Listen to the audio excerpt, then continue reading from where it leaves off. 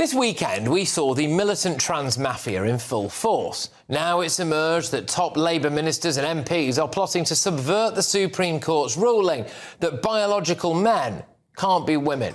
And Prime Minister Keir Starmer is too weak and confused to stop them.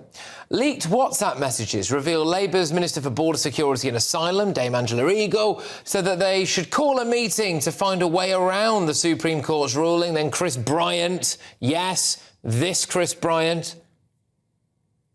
The Prime Minister should make it absolutely clear that if Donald Trump comes to this country, he'll be arrested for inciting religious hatred, and therefore he'd be better off not coming at all.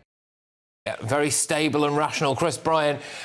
Well, he also happens to be the Minister of State at the Department for Science, Innovation and Technology and the Department for Culture, Media and Sport. He backed that meeting. But most shockingly of all, I think, is Steve Race, who is the Labour MP for Exeter. Now, according to numerous different articles, he was listed as an LGBTQ plus MP by Pink News.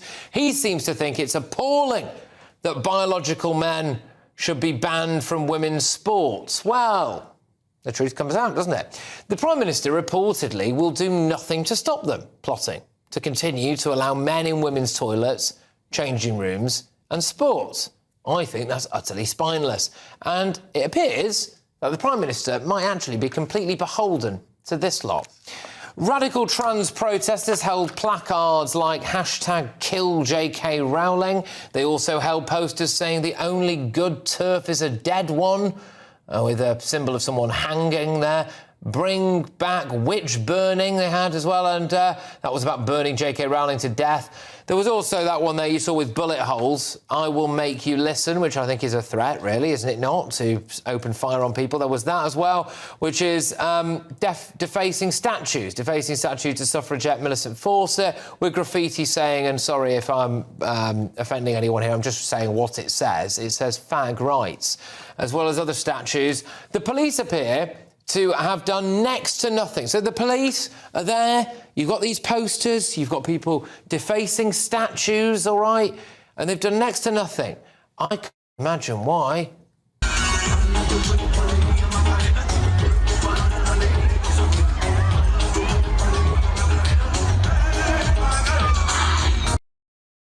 Oh, of course, the protesters let themselves down, if they hadn't already, by saying stuff like this.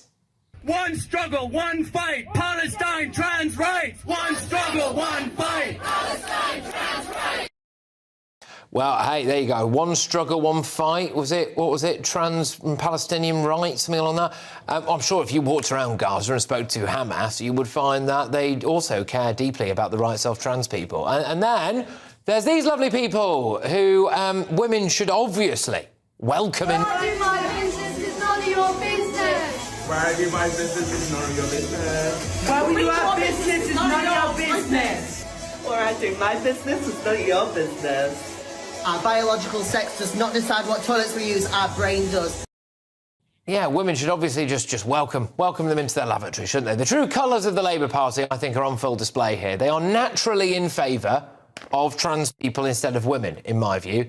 Keir Starmer is too weak to do anything about it, it seems, and the NHS is ignoring the ruling, in London at least.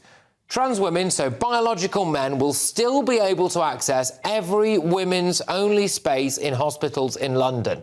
Will Wes Streeting, the Health Secretary, do anything about this? Now, as far as I've seen, he hasn't said anything yet. Maybe that's changed since I've been on air, I don't know, but as far as I've seen, he hasn't said anything about that yet. So the Labour Party has already let working-class white girls down over their handling of the Pakistani rape gangs, and they're now this.